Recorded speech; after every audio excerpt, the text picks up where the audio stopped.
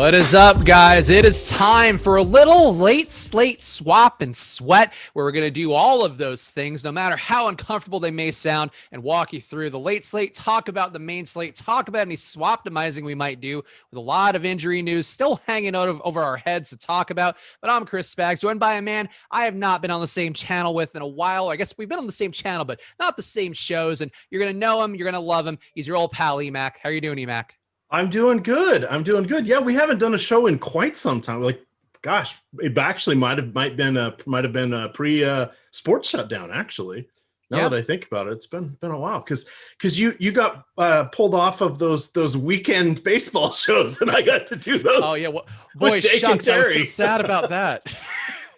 I honestly did not play much baseball. I was following it because I knew just in case I had to. But yeah, did MLB ready to get that back in our lives. But yeah, me and your old pal, we're back. So smash that like button now, and let's start to talk about this one because EMac, I think we have some main slate items we could hit on. And I'm curious your thoughts. Also, are we live? Because or is my link not working?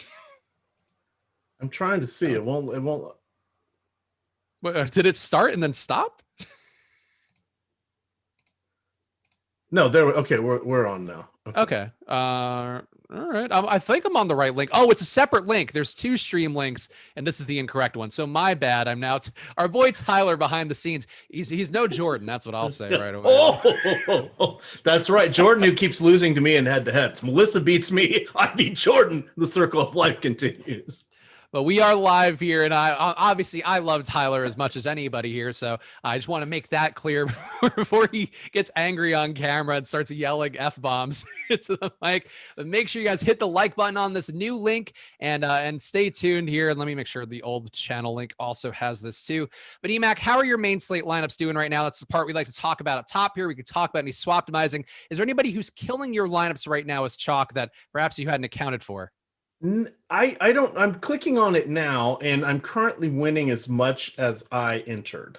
So I feel that's a decent thing because I know I have a lot of Harden and Irving, and to a lesser extent Fox coming in, and some Steph Curry. So I think those are good signs. It's hard to tell though because what was it tonight? A 7-game slate, and we have the 4th game just tipped off. So it's very early. And I didn't go in and individually look and see, are these teams that happen to have all players going that are earning me the money? Because they're not going to stick at the top of the leaderboard. But I will say it's been a wild one here. I played a little college basketball. My 2 highest guys didn't play tonight. So oops, we had a goalie scratch. We had an NHL game. If you're playing NHL, Dallas and Nashville, game got canceled, so you'll want to DK did not lock the players, so you can still switch. There's some 10 o'clock games for those. And then we've got Joel Embiid news here. We know that Nick Batum is out, so I think I'm going to re-swap-temize here, Chris, but it's hard to tell. We are waiting for some news items that I think are very important. Right away for me, one guy who, as the YouTube chat was tilting right away during the Super Draft show, we went the extra half hour day, and make sure you're always watching those shows too, because if there's news breaking, we're going to talk about it on there in addition to building Super Draft lineups and discussing the finer points of that game at superdraft.io.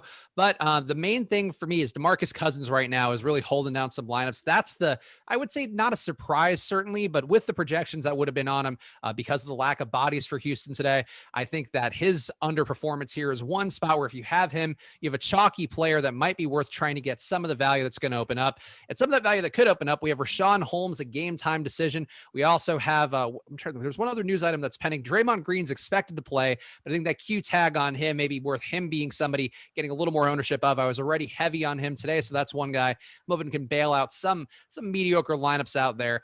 But EMac, how are you feeling about the Sacramento situation? Because it does seem to me like Hassan Whiteside potentially getting minutes here. I think you can actually pencil him in for a good amount of minutes, with Rashawn Holmes reportedly going to be minutes limited alongside Marvin Bagley, also minutes limited today. Even if they do get in, we don't know for sure yet. But Whiteside, I feel like jamming him in, swap-demizing to Whiteside would be the one play you can make here in the hopes of capturing an upside. But EMac, do you agree with that? Or is there somebody else you think would be trying to prioritize in a late swap-demizer to save some lineups that may not be cashing right now? So it's going to be kind of interesting because I'm looking at Cousins and I had 40%. So that's not great. I'm just checking to see he may not come back in the game. They're in the fourth quarter and the Wizards are going small. So I'm just looking at the NBA rotations on Add More Funds here, which is very helpful. And Cousins doesn't always play a steady rotation in the fourth quarter. It kind of depends on matchups. Like 3 games ago, well, they were getting destroyed by the Pelicans, but he didn't come back in after midway through the third.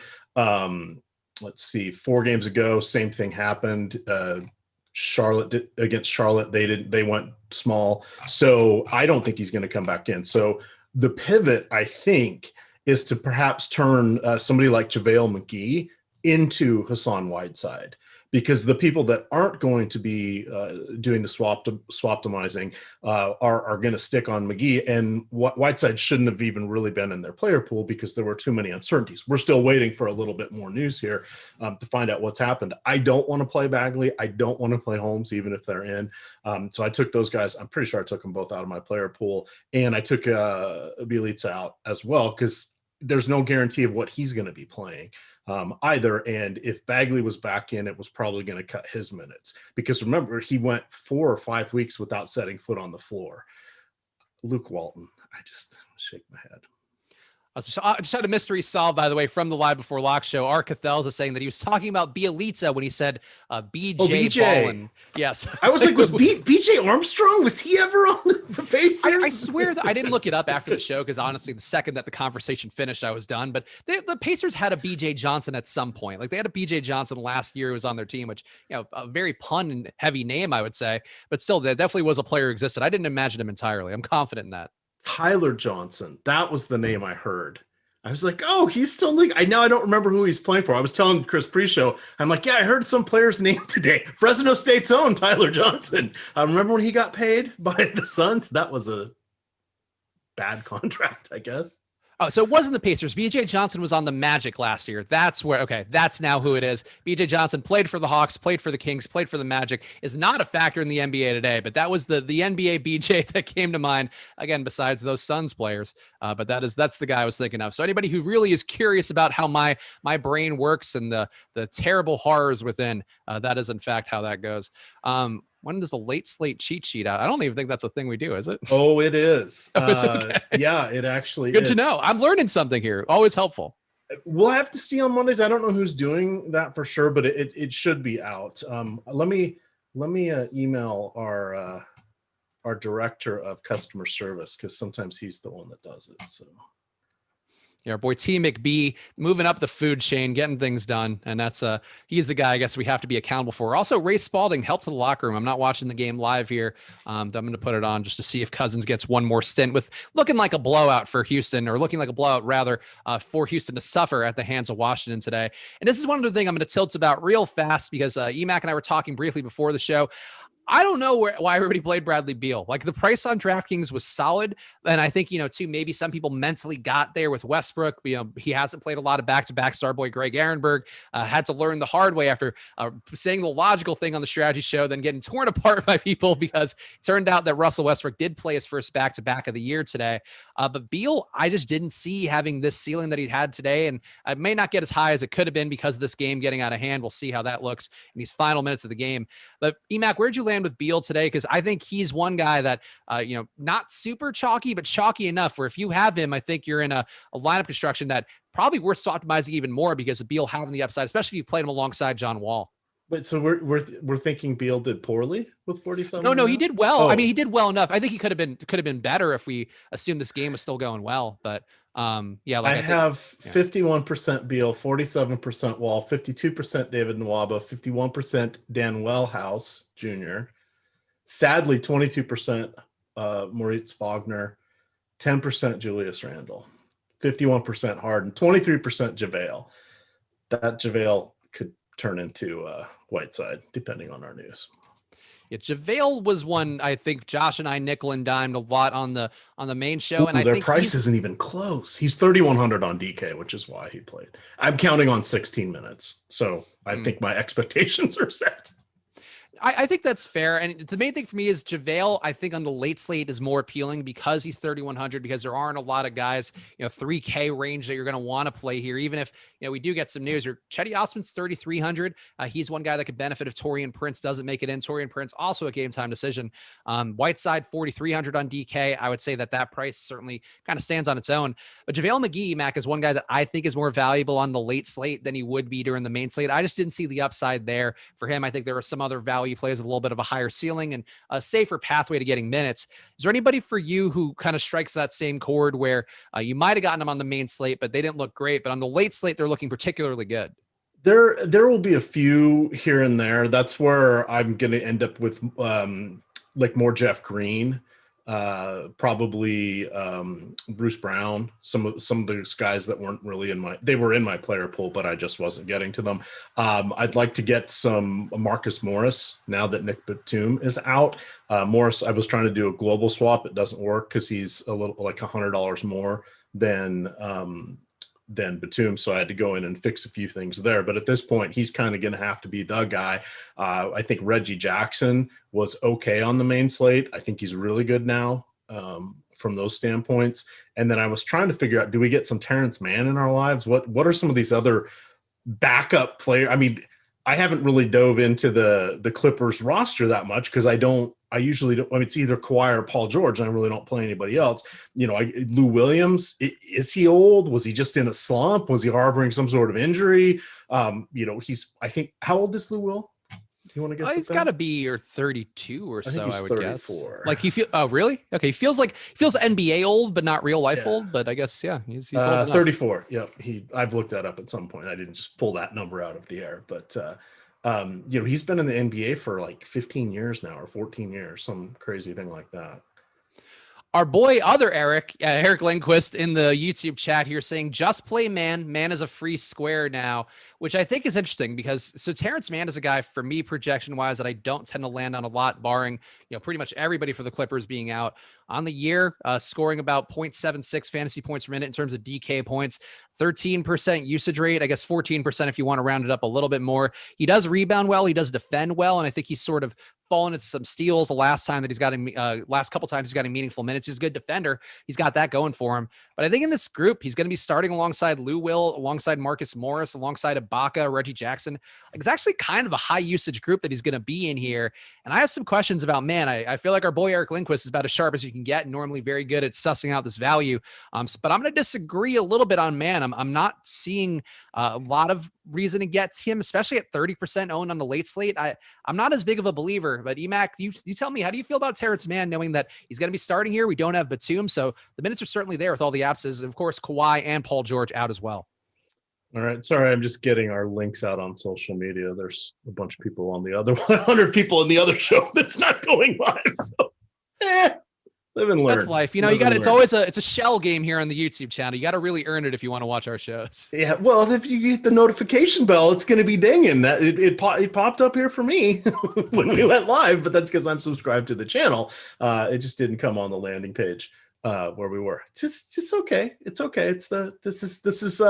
This takes me back to the early days, Chris, of Awesemo, when we were self-producing and things were always going crazy. I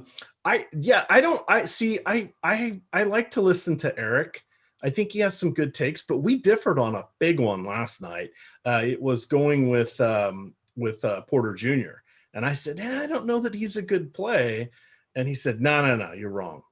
And, by hook or by crook, he didn't have a great game. He still played 30 minutes. So I always like to listen to Eric has to say, because he plays all the slates, the showdown slates and all that. So he knows the rotation deeper, perhaps than we do. But Terance Mann is a free square. That just... I think on FanDuel may be different because he's minimum salary there. But, admittedly, same thing as I always do. I'm playing DraftKings, not FanDuel. And Super Draft, I did that earlier, so that got those guys out of the way. But so if we look at him, and I would agree with that. So he's 3,800 on DK. So he's an adequate play. In his last 4 games, it's not like he hasn't been playing minutes. 20, 33, 20, 26. In that time, these are DK points, 16, 20, 15, 20. So just eyeballing that, that's probably about 0.7, 0.8. per minute. So he's viable, but what are we going to get for the upside here? I don't know. And it's a matchup against Miami. Miami tonight doesn't really interest me either, which they're going to have to now on the main slate or the short slate. The main slate, I don't think I got much, if any of them, because I didn't like when they're all healthy. I don't really know what's going to happen, right? Because Spoelstra will, I mean, you can go to Bam and Butler, but Spoelstra screws around with the Linux minutes. Kendrick Nunn, sometimes if he doesn't start, he doesn't play. If he starts, sometimes he plays a boatload of minutes. It helps that Dragic is out, etc. We got Taurean Prince out. That's important. Yeah, I was waiting for you to finish here, but if you got a gong, Tyler, feel free to hit it. No, Tyler refuses to hit the gong. There we go.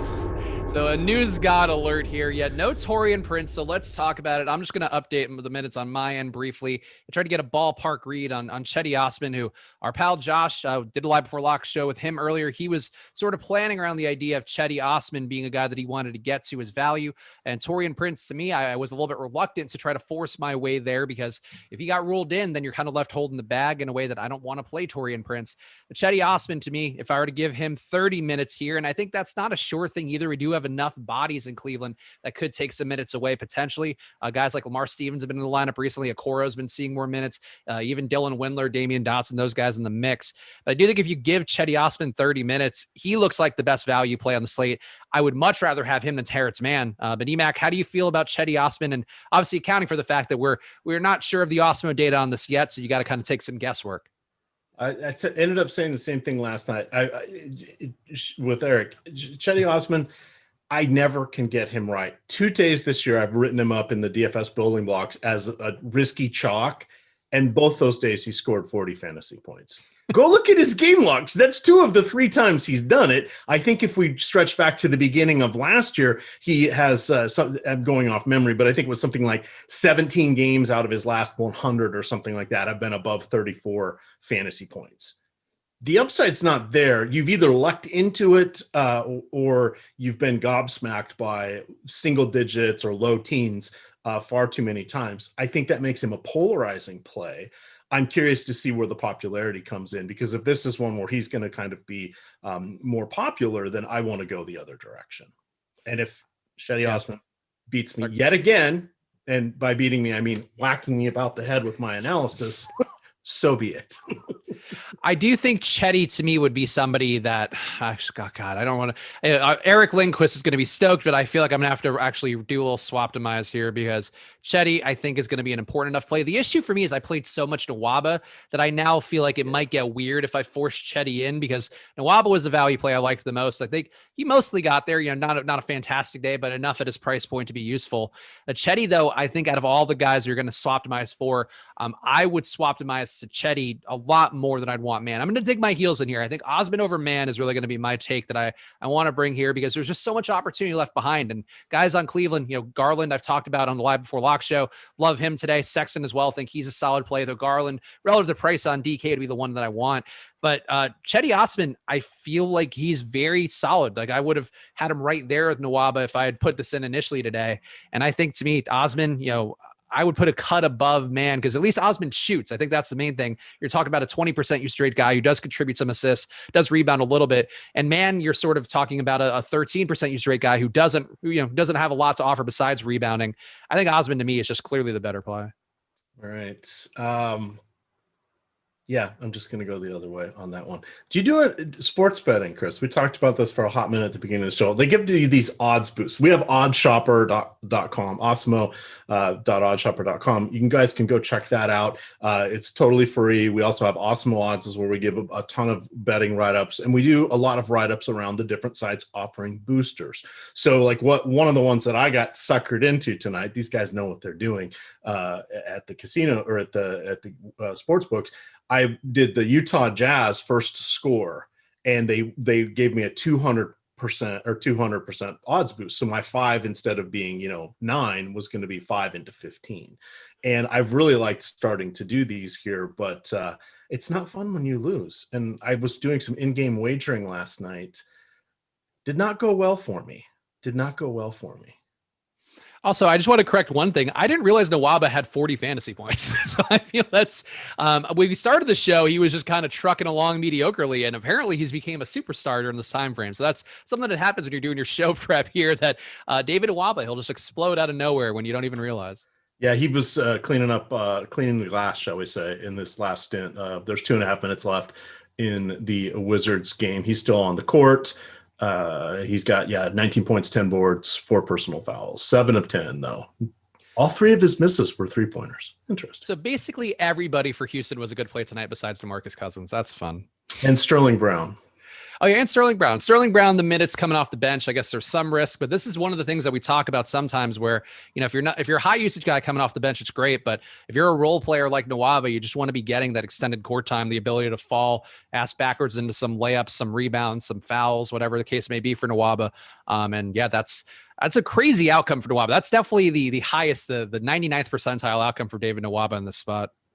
Yeah, that's going to be, God, he almost might be a crucial play with this one. The other ones that were fingers crossed. Yeah, the other ones that were interesting in that game, and then we'll talk more about this slate. But when you start to look at that, kind of coming in with the late swap and what you want to do, like if you played Davis Bertans or Rui Hachimura, those guys, Bertans is having a good game, but it's because he's making all his shots for like the first time all season. Hachimura is having a horrible game right now. He's going to backdoor a double maybe because he's still on the court, but he doesn't have anything else besides 10 points and 8 boards. So those are the kind of guys that are fringy enough that they may not kill you, but it's the guys that a Sterling Brown or a Nwaba, if he was having a bad game, that's where we'd want to pivot away, or DeMarcus Cousins, to your point, because he's obviously not coming back in here. So what's he going to be on? 20 points? Yeah, 21 or something like that, I think was where he was. He did not suddenly have a monster day while I was looking away, unfortunately. So that's the downside. For every David Nawaba, you get a DeMarcus Cousins. That's the nature of the beast. Also, Osman officially starting, so that's going to secure the minutes. And Dylan Windler's out, so that actually makes it a little more secure, I think, the wing minutes. So, I think fire up your Osman if you can. Maybe I match the field. I'm looking forward to seeing where we're going to be. It's funny how just these little bits of news can completely change what you're going to do. Like that gives him a clearer path to probably, what would you ballpark him? 32 minutes? Yeah, if Alex has him at 30, I feel like that's probably a little, or actually, no, this is me changing it correctly. So let me see what Alex has, because I think those must have come through at this point. And again, the minutes projections always helpful if you're building your own projections. That's what I pull in from Awesemo and then compare it against Awesemo's own projections, because I want to have something a little different than the litany of customers we have now. So that's sort of one of the things for me. And he's got Cedi at 29 minutes. So there you go. Great minds thinking, or one great mind and then me thinking alike. So 29 and 30 seems to be the range for Cedi. Yes, we don't call this chrisbags.com. Well, one day, EMac, maybe there will be. And I'll tell you who's not getting hired. My old. Oh, ouch. I thought absence made the heart grow fonder. Boy, we're just throwing the barbs tonight. Also, he's got Windler for 20 minutes. So I think that's interesting too, because that could go to Stevens. Stevens, to me, would be the one to watch here a little bit. I don't know that you can feel terribly confident there, kind of like EMac just mentioned, but Sterling Brown, guy coming off the bench, maybe it's not the best opportunity, but Stevens has been productive enough. And if he segments it away from the starters, I feel like he could be a little sneaky here without Windler. So Windler's been shooting more than people realize. With Dylan Windler, EMac, the poor man's Garrison Matthews. That's what we always say here. All right. For those of you that aren't hearing my voice, because there's 70 of you still sitting asking where the other show is, hit that little subscribe and the notification bell, and you'll know when we're going live and when shows don't go off quite as planned. So another good reason to subscribe. We just topped 51,000 this week. It's pretty solid. Numbers keep on rising here. So make sure you're subscribed to the channel and hit that like button here. In this room, in the correct room we have now, we have just shy of 420 people watching, which you guys know is a number near and dear to my heart. So please get that number up and hit the like button too. If you guys get us to, let's see, what's 1/4 of it? If you guys get us to 125 likes in the next 5 minutes here, I will flip this hat. I'm flipping the hat anyway. You guys know I'm doing the money time bit. That's just what I have to do, because now that I've trapped myself into this corner of the market. But if you give us these 125 likes, likes. Top 5 owned plays on DraftKings and FanDuel for the night slate. We'll give to you for free. So hit that like button now. Do it. Get us there. It'll be very easy for you guys. Super chat here from Jeremiah Lucero saying, Biz EMac and Cash Money Spags, extra money time, slotting Sweet Lou in the point guard position and Harden in the guard spot. Is that a lock tonight? Lou Will is one guy I think is fine, but I'm still not crazy bullish on even for just the late slate. I think he still projects well. I think it won't shock me if he has an outlier day, but the pace of this spot, the total for the Clippers, not putting me heavy Lou Will. And I think the field's going to be very heavy there. So I would like to come under it. I'd rather have Josh's guy, Serge Ibaka. I think I'd rather have Marcus Morris relative to ownership. Reggie Jackson, too, a little chalky, so that's not necessarily a spot I'm dying to get to. But EMac, how do you feel about the idea of putting Lou Will as a lock-in, and we could separate that from the Harden conversation? All right, so Lou, if we go do a little game log watching, which is completely fine because we're on a limited player pool and things have changed because so many people are out. So I kind of wanted to see what is this recent baseline? Oh my God, there's a lot of green next to his name.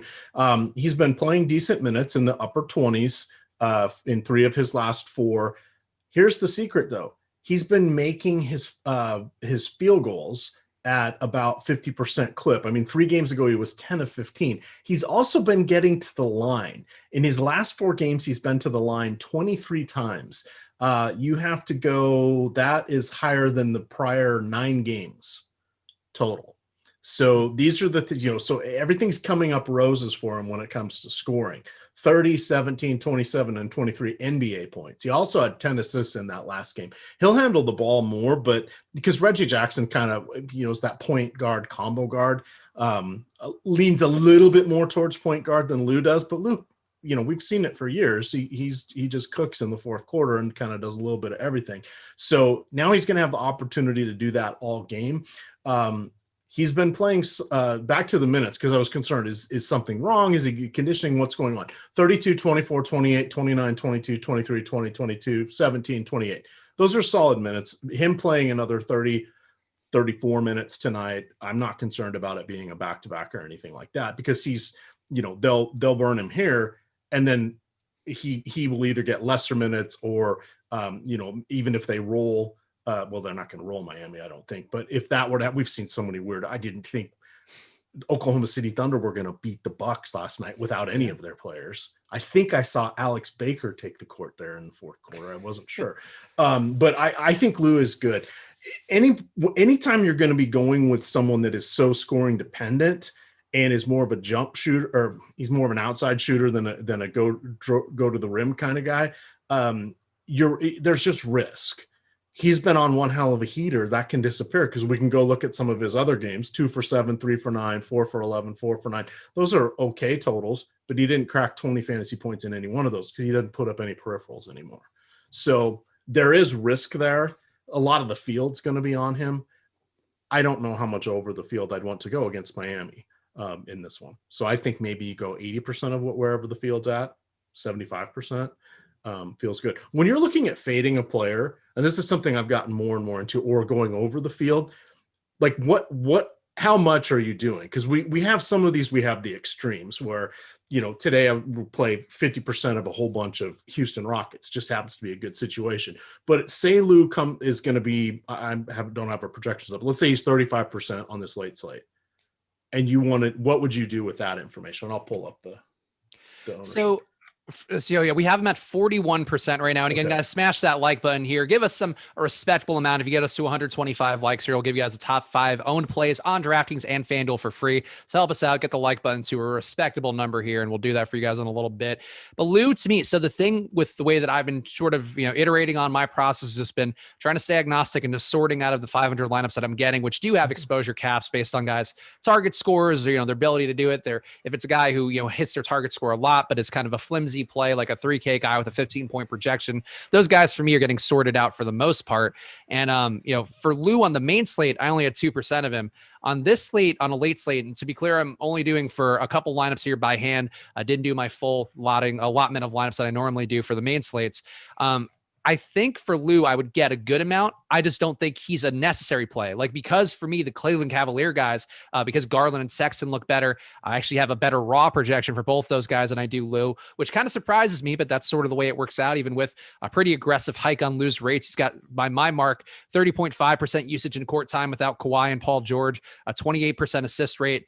Even with that, I still think that Garland looks like a better play. I still think Harden looks like a much better play. I still think Kyrie looks like a better play. So I think I would be down on Lou just because he's chalky and you can get away from him and find guys that are either, similarly projected but cheaper, or very highly projected but, much more expensive. That to me would push Lou away enough where I think if you got half the field, you'd feel good about it. And look, watch, he'll put 50 fantasy points in my face today. That's going to happen. That's just how it goes sometimes. But I think from a plus EV standpoint of just trying to get away from a guy who's going to have a lot on him and have other guys who are at the point guard or shooting guard who have similar median projections, I think that's, to me, when you can get away from Lou, whereas like maybe you can't get away from Serge Ibaka. I mean, that's not the best example because you sort of can still with the other centers out there. Maybe you can't get away from Marcus Morris because he's got dual position eligibility at forward and forward's a little bit weaker. I think that to me is sort of how I would look at it, is that, it's easier to move away from Lou, whereas it's probably harder to move away from Morris. And that's just, sort of speaking theoretically rather than in terms of actual practice. Oh, this is going to work out for money time because we just got an update, Chris. Wait, I want to enjoy this moment. Okay, so yeah, there you go. The hat is flipped, and there we go. Fucking over under. Even Spags is finally convinced that Cousins is washed. It's all a matter of minutes and court time and the opportunity these guys get. Nobody's fucking. I'm to do it. I'm just going on the rant. Nobody's fucking washed. There's nobody out there who is washed in NBA DFS. It's all a matter of, are they playing? Who's playing alongside them? Are they getting the run in a fast-paced spot? DeMarcus Cousins is fat and slow. He's not out there because he wasn't effective in that spot. That's what it is. He's not washed. He's going to be great if he plays in New York. He's going to be great if he plays anybody where he can just meander his way up the court and jack up a three. But Jesus Christ, nobody's washed. They're just, every day is a different play here. It's all permitted. It's all relative to all those things. So please stop saying the word washed. I'm tilted. I'm leaning into it just for the sake of the bit, but washed has to go. These guys aren't washed. You put EMac out there for 40 minutes. He might end up with a couple rebounds and a couple threes. Like, it's all, he'd be 3K flat and he'd look great. So I'd be eating a hot dog while I was on the court, just for the record. It would be tough. It would be tough for you to find the results you want, but I have faith that if you're just out there, like, balls are going to fly your way. That's just the nature of the beast. So please stop saying washed. I know over-unders is doing it to taunt me. For everybody else, though, the less you treat guys like they're washed and just treat them for the merits of their play, you'll feel better about it. You'll feel better about it. That's all. That's money time. There you go. That's touch the hat for luck. We got 115 likes. That's close enough. And I got to rant here, so why not? Top 5 owned plays according to our night slate ownership projections, which actually just came out 12 seconds ago. So this is major. And here's a spot now you're making a choice. Cedi Osman seems to be the free square on DraftKings according to our ownership projections. 89% for him. Projected ownership on DraftKings. Jarrett Allen, number 2 at 49%. Number 3, James Harden at 48%. Number 4, Reggie Jackson at 44%. And number 5, Kyrie Irving, a rounded up 44%. EMac, out of that top 5 of Osman, Allen, Harden, Reggie Jackson, and Kyrie, is there one that you'd feel more inclined to fade there amongst that group? I'm sorry. I was doing my own money time version there. No, I'm reading the chat.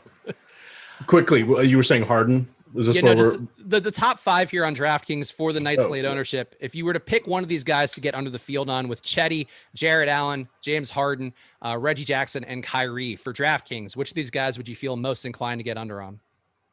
Cedi, I would like to be at about 25%. So you're so heavy under on Cedi, because Cedi, I don't know if you heard this part, EMac, while you were doing your stuff at 89% expected ownership. He's 30. Wait, 89% owners? Oh, I have him still at the old one. Yeah, they just updated it like 15 seconds ago. Oh my God, 88.6? Yeah. I'll go half.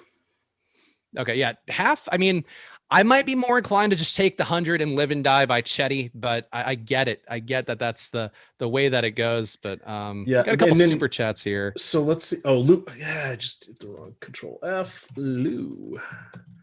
So Lou is coming in. God, 41% even at 64. I think Lou, I'd like to be 25%. Butler, probably 25%. And then I'm going to go over on Curry, over on Jackson, over on Harden, over on also everybody else I'm going to go over. Those are the guys I'm going to go under. and see All what right. happens. And as a byproduct, I'm probably going to end up going over on Terance Mann only because I'm foregoing Cedi. Boo, So Terance we'll Mann. see. Though, honestly, though, at this ownership, Terance Mann, I think, starts to make a little more sense. And actually, I'm curious at the price points if there's anybody else I would pivot to. I guess we'll try to sort that out, see if there's any other pivots that'd be viable at that range. But yeah, Cedi, the chalk play of DraftKings on FanDuel. I think it's going to be a little bit of a different story. James Harden, number 1 for the night slate at 60%. Number 2, Jared Allen at 52. Number 3, Jimmy Butler at 46. Number 3 is Cedi at a far more reasonable 43%. And number 5 here is Kyrie Irving at 40% rounded up. So there are your top 5 on DraftKings and FanDuel. And hit the like button here and subscribe to the channel so you can see content going up at all hours of the day now, including this late slate show that I believe I'll be on all 5 days this week. So hang out here every day and see the things that make me mad after a day of doing DFS content. Who knows what they'll be. EMac, are you playing FanDuel for the night slate or just DK? Just DK because I'm also playing hockey. So. I mean, when the concept of doing a late slate show, degenning with EMac. I wasn't supposed to be on tonight, so I registered. I didn't know I was on until I watched your show this afternoon. Yeah. Oh, you. All right. We got a couple super chats real fast. If you have any questions, Sue, drop them in. Either or is probably not going to get hit on immediately, but just drop them in the chat. I'm seeing everything on the premium Slack and on the YouTube chat. Jeremiah came back saying, all right, Spags, coming back tomorrow to say, I told you so. Sweet Lou is going to get a 50 burger with his price. You might be right, Jeremiah. Just for DFS, they do have price tags, and that's why I'm getting away from it. All right, I've got my stuff loaded, so I'll be able to better answer questions here. We got another super chat too from A. Dean. Boogie's so washed he won't even have to shower after the game. Oh, you getting my goat with that was a good one. That we should pay Anthony Davis for that one. And Bagley is in. Do we not know yet about Holmes? That's the question. We know Draymond Green is starting. I think we got that news. So we got the starters for the Kings. It's De'Aaron Fox, Corey Joseph, Buddy Hield, Harrison Barnes, and Marvin Bagley, who is starting. I would think this takes Holmes out of consideration for now, unless we know for sure that he'll be getting court time, because we had this exact same situation happen the other day with the Kings, where Fox and Fox and Bagley were active, and then it looked like they were playing, and then it turned out that they were out. So Bagley, I guess, in play here. And I'm sorry, you said he was starting, right? Bagley is starting, yeah. And Corey Joseph is the other big one starting. But for Corey Joseph, he's been productive lately, but I don't feel like I have a ton of confidence in Corey Joseph. But I guess at his price point, he's a pretty direct pivot. No, 4,000 is price point. Holmes is out. Holmes is out officially? Okay, so you got to think you're still going to see some Whiteside minutes then. All right, so Corey Joseph, what does he do? Not much. Oh man! Now this also worries me too, because does this mean that DeAndre Jordan gets played off the floor by just not having to be out there to keep a guy off the glass? Really, I think Bagley's fine, but he's not the rebounder of a guy like Holmes. So I got some questions that are not going to be easy to answer. I'm trying to think that one through. So I'm not really interested in DeAndre Jordan for that very reason. He was out for personal whatever. He's back. The coach said he's good to go. But that's the hard part. I mean, because we see it more and more now where these guys just aren't playing in the third and fourth quarter. And this would be like the perfect game for it to go. I mean, this is all the Andre Drummond conversation. Yes, he's good, but he's a defensive liability. When he's out there, he can do amazing things, but that's not helping the team if they have a negative net rating. That's DeAndre Jordan these days. Yeah, he can get some rebounds, and he works great when he's there with the other three alpha guys because he doesn't care about shooting the ball, right? But he also doesn't close more often than not. So you need him to start, and you need like 17 first half minutes, and then you hope you get 8 or 9 second half minutes. And that's the hard risk if it's a game that doesn't really have another big out there that he can mark, right? So that becomes an issue. Yeah, the last time that he started before he left, missed a game, or it was a game or two, whatever it was, for personal issues. He did play his full run there, got 37 minutes just about in that game, but that was against Indiana where you have the two bigs. So that's certainly one where you would have a little more necessity for him. Going against, but the thing is, if you have Whiteside in the second unit, like it would make sense that you still see some DeAndre minutes. So maybe he gets a shortened first stint, then comes back in when Whiteside is in, I think would be one thought I would have. I mean, either way, I'm not getting off DeAndre Jordan. This is another one I'm just going to stick with. So why not? Why not at this point?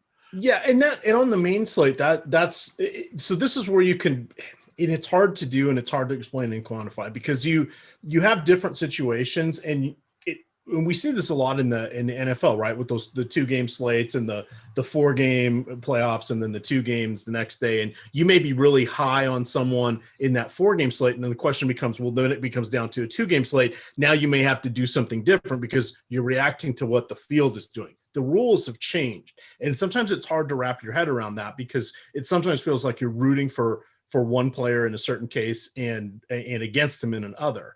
And that's why I'm trying to, as I'm doing more and more of these late slates, is trying to wrap my head around it. So I think keeping DeAndre Jordan in the early slate, I think that's fine. You kind of made your stand there. Nothing has dramatically changed for us other than Holmes not playing. And it's always important to know what the impact a player has on both sides of the ball when they're out. But I don't know that I want to play him in the main or in the night slate because I think I can construct my lineup in other ways where I'm using some of these guys that have that center eligibility, that are different. So it's a tough puzzle. Fortunately, I'm only doing like 40 lineups tonight, but it's a tough puzzle. I may just not play any bigs from that game. Yeah, that seems the way that Alex's minutes are going now because he bumped DeAndre Jordan down to 21 minutes, and which is going to greatly affect the projection for him. That knocks, I think, 5 points off of the projection that I had for DeAndre Jordan with him expected to get less run. I'm going to keep it for the main slate. I agree with you, though, for the late slate. I mean, we do have Bagley at basically the same price, so I think that he looks a little more appealing, though Alex does only have him at 25 minutes, and the reports before the game are that he's going to be minutes limited. So even with Bagley starting, like he's secured a certain amount of minutes, but probably not, definitely not going to get to the mid-30s.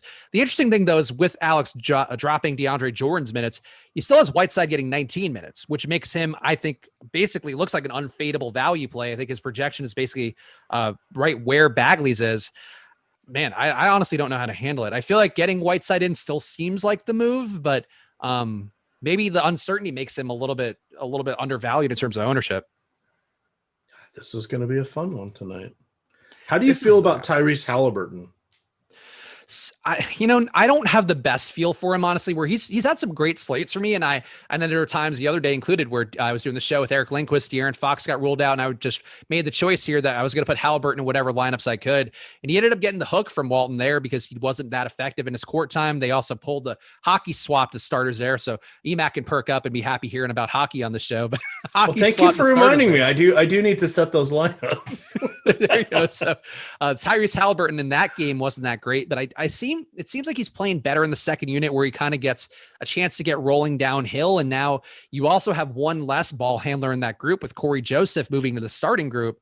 So I think Halliburton actually could be a little sneaky. He was projected for 5% ownership in the last run that we had, which will probably change a little bit here. And I'll see if there's anything meaningfully changed here. I'll let you guys know, but always make sure to get the ownership projections yourself at awesemo.com/join. Let me see. Halliburton here. Yeah, Halliburton was projected for 3% ownership in the run that we did 10 minutes ago. And I think there's no reason to think that would go up that much more based on the guys who are out. So I think playing Halliburton actually could be kind of a sharp move for tournaments. That's where I'm going to go, I think. Yeah, I'm trying to think. There plays him close, which is key. He's closed over Bagley enough times, and I think in this spot, especially if you're expecting Jordan not to close, then I think Halliburton definitely gets it at least over Corey Joseph, but probably over Bagley. You can tell my search isn't working. You hearing that little ding? All right, there we go. CSVs are an amazing thing, but they can be incredibly frustrating.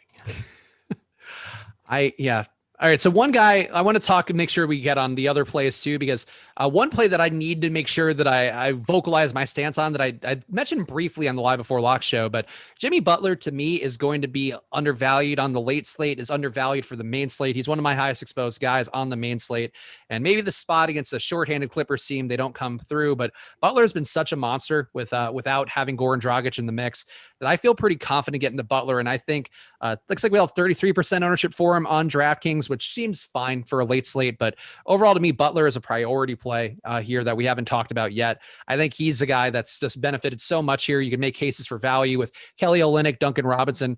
Even Iguodala, I think you could maybe justify getting to some exposure, especially with all the Cedi ownership that's going to be at that price point. But Butler to me is one guy I think people have just not acknowledged enough how fantastic he's been lately. The usage rate for him just shy of 27%, the assist rate just under 36%. Like he's been one of the best permanent players in the league in this most recent run he's had since COVID. Maybe COVID gave him some superpowers, but EMac, do you have any feel here for Butler? Because I feel like I might be on an island here, but I'm willing to be on the Jimmy Butler island because it's been so profitable for me over the last 2 weeks. I don't want to play him in this one tonight. I'm taking a stand here. I agree that you've laid out all of the perfect reasons why we should look to him. The only thing that, again, sounded kind of what we mentioned towards the top of the show, where he and Bam are going to have the most solid minutes of anybody on the team. I don't really like the spot. Now, a lot of my thought was based upon the defense that's now not going to be there with Kawhi and obviously Paul George and some of them. So that's dramatically going to change the other side of things. I'm still going under. I guess that's why I'm a fish. That's fair. Butler to me is just one of these guys that I think is undervalued by the marketplace right now. So that's been working for me on more slates than not. And I'm going to continue to ride that train. I'm going to get Halliburton in my second hand built lineup because of what we talked about. One guy that I think we might need to talk about a little bit more, who kind of had a little bit of an underwhelming game last time out, but did benefit previously from Bagley being out, is Nemanja Bjelica. And that was who our boy Arka Thelza was talking about earlier. If you missed the earlier part of the show, I figured out who we were talking about with the name BJ, and it turned out it was Bjelica for our boy Arka Thelza. But Bjelica could play some small ball 5 here, and I think that's the one way. If you're not going to play Whiteside, I do think playing Bjelica might be the move, just in the hopes that they might need some more scoring out there, especially if Brooklyn starts rolling hot. I think Bjelica could be in the mix here more than the ownership will be. We'll see what the ownership updates too.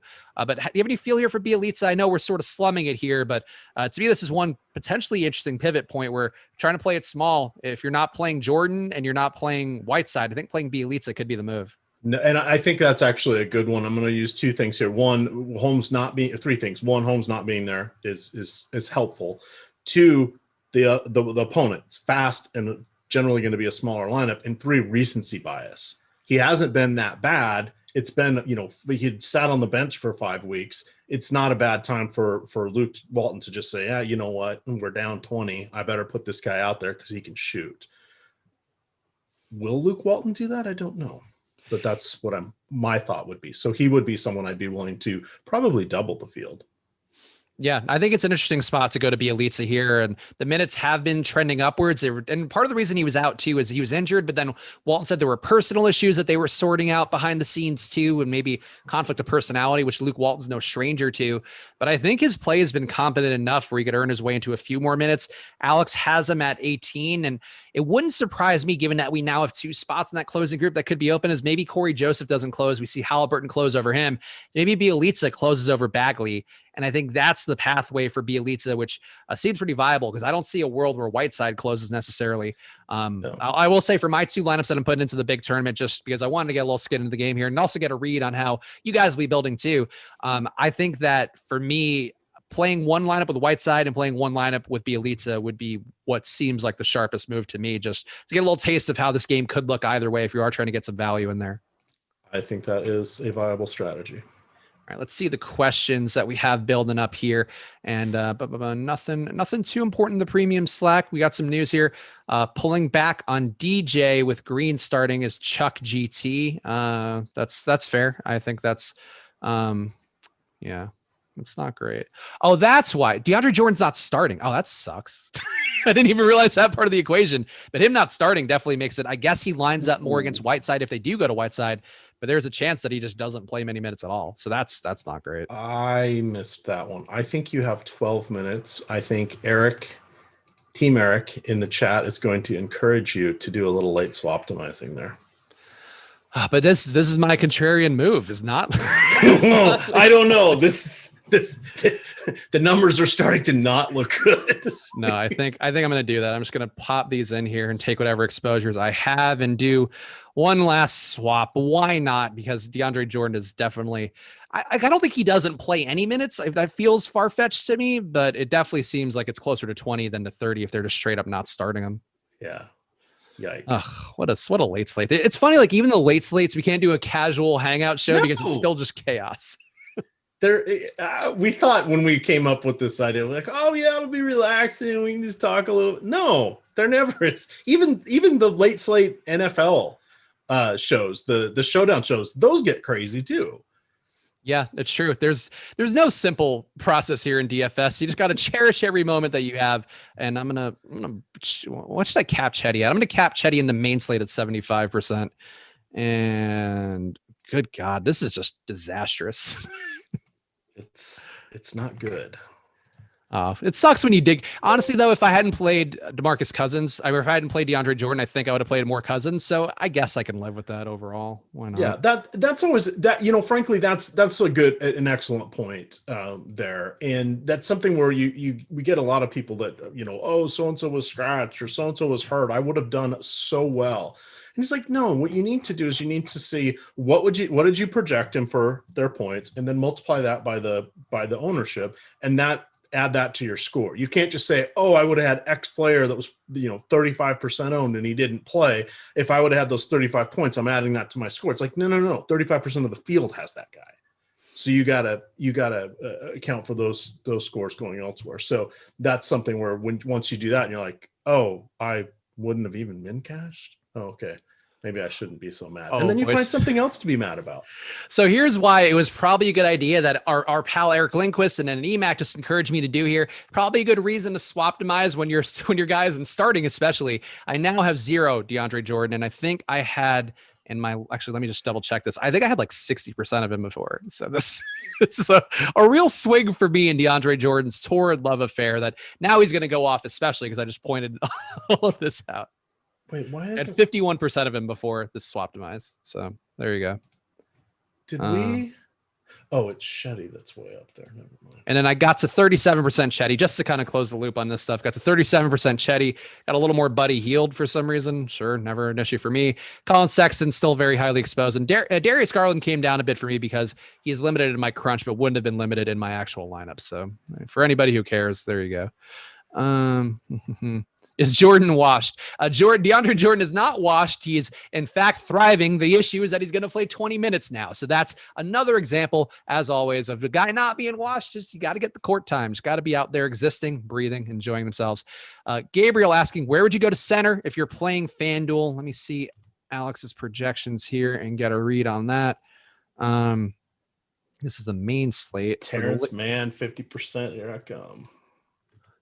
You guys and your Terance Mann. If Terance Mann does go off today, that will be probably the saddest take for me. Center. So the highest owned center on FanDuel is going to be Whiteside, it looks like, and then Kelly Olynyk behind him. I guess you take the value. Honestly, there's such a risk that Whiteside just doesn't get minutes now that I think going to Kelly O at center would be the move. 5,100 on FanDuel, gonna be owned. I think just holding hands on the field for the late slate on FanDuel seems like it's the move because your choices there are going to Whiteside, going to Olynyk, going to DeAndre Jordan, or going to Zubac. And Zubac is kind of expensive for what his role is. So, yeah, there's no Ibaka at center on FanDuel. So I think that's, I guess, going to Kelly O. Ugh, that's ugly. That's an ugly slate. This is going to be fun. I'm about to hit crunch for my late slate.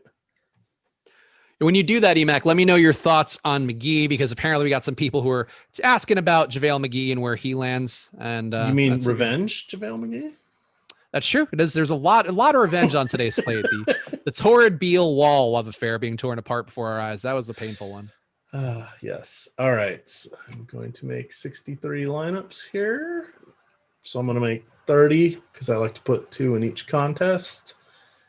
I am going to hit the 30. Here's a little swap-timize either or from Pepe Sylvia. Great name. Always appreciate and always sunny reference. Cedi and Fox or Allen and Garland for a main slate lineup. For me, I like Cedi a lot, and I think that here's a lot of value in swap it to him, but I am still the biggest Garland believer overall, so I would still go Allen and Garland. Marcus Morris or Cedi. I will go Marcus Morris. Okay, fair enough. I'm going 50% Marcus Morris. I mean, Marcus, it's not kind of unfair to compare those guys to their price points. Morris projects better, but the savings for Cedi on DK are just so huge. But yeah, Morris definitely has the more raw points. Oh my God, I'm getting one De'Aaron Fox lineup. That doesn't feel good. Alex Marziani in the YouTube chat. Really, you answer his bitch ass question? There's no bitch ass questions here. There's only bitch ass people asking questions. Come on, we know that. There we go. No bitch ass questions, only bitch ass people. That's the theme here of our channel. So it's at least after hours. For the main slate, Jeremiah Johnson had B Jelly. Would you play him or Bruce Brown on DK? Oh boy.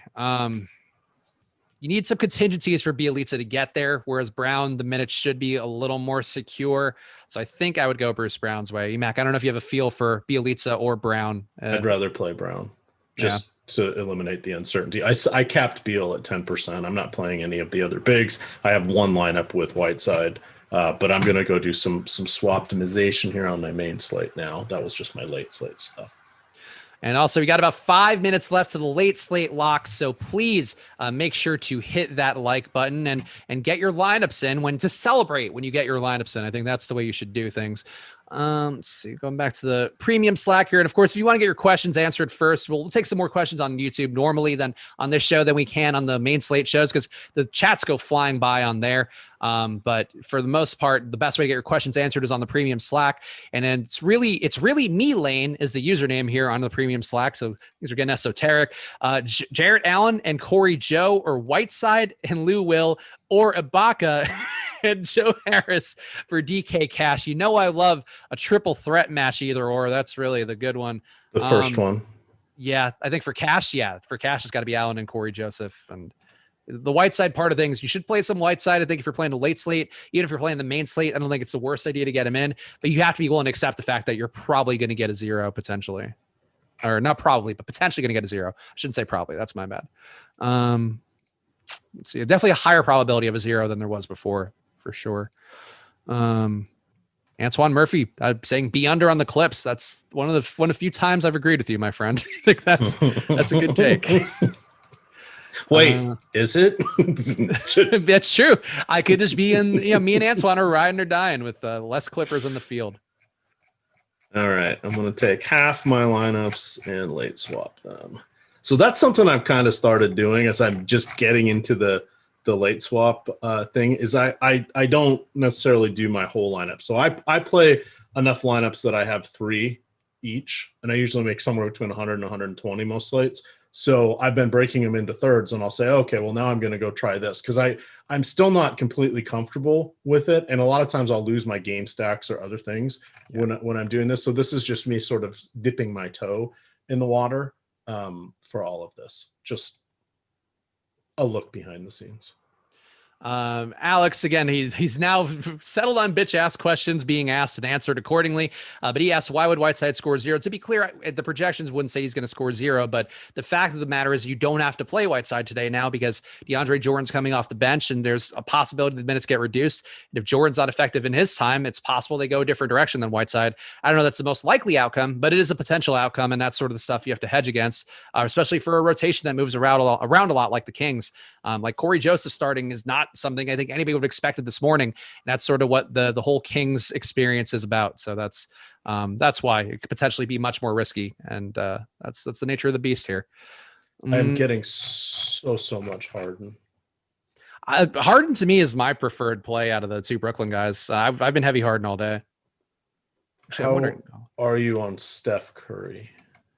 Steph, I got a little bit more of now, but honestly don't like him very much. I just got more because of my exposure caps cutting Garland and Sexton down. But I would rather have Harden. I would rather have Kyrie. Steph, the main thing with him is that his usage comes down, his assists come down with Draymond in and playing so much time. And I think that's sort of like you could have the outlier Steph Curry day at any moment. That's the nature of Steph Curry for sure. But to me, I just feel like when teams are defending, like they're going to defend everybody besides, or they're going to defend Steph and let everybody else besides him go. And I think that's an important part of the thing to consider. So, yeah.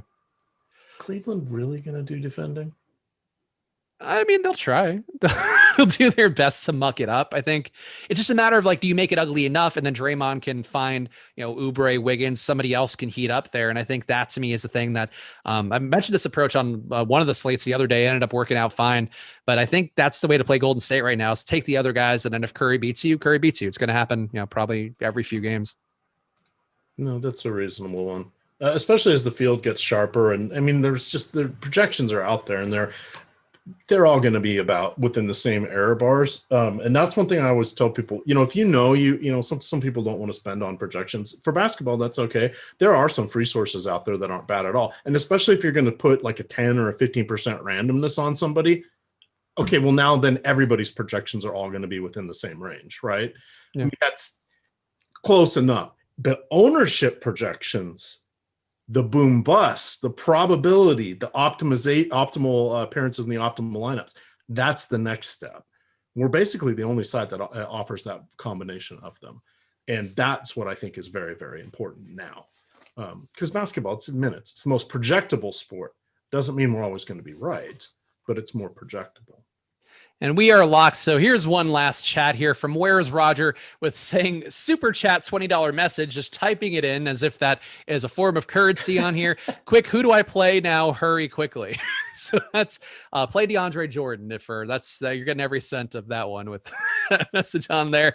All right, that's the end of the Late Slate Show. Tune in tomorrow. I don't know who it's going to be. Somebody on here. I think it's me and EMac. It might be EMac and Greg. It might be me, EMac and Greg. I don't know, but we're doing these shows now 5 days a week. So stay tuned every single day, an hour before the Late Slate, and for all of that content we'll be having here on the Late Slate Swap and Sweat and Spit and all the other things. EMac, what are the plugs for you? The Late Night Hammer. We're officially changing the name right now. No, that was forbidden explicitly. No, it's swapping and sweating. We're doing all the hard work. All right. Well, I tried. Check out DFS Building Blocks. It's usually going to be out about 11 o'clock most days. You can also see it over cross-promoted on Yahoo now. Does that mean I can count Yahoo as one of my bylines? I don't know, but it was on my front page. I went to Yahoo and I was like, oh, that's an interesting picture with that old Russell Wilson pic or Russell Westbrook picture we used because we don't have him in the new. I was like, oh my God, they're using. I'm like, that's my article. There it was. Took a screenshot. Sent it's it honestly to my, pretty cool. Like sent it to my mom. She's like, oh, this is so cool. Tom says the name is never changing. So there we are locked in here, and we're going to be sweating and swapping all the time. Swap and sweat, baby. We appreciate you guys watching. Follow at EMac DFS on Twitter. Follow at Chris Spags. Follow at Awesemo_com. Make sure to subscribe to the channel because we are going to be back tomorrow with another ungodly amount of content on this channel, including another Late Slate Swap and Sweat. We appreciate you guys for watching. Shout out Tyler for producing, getting us on multiple links here. Double the exposure. That's what we're looking for. We appreciate you guys. Have a good night.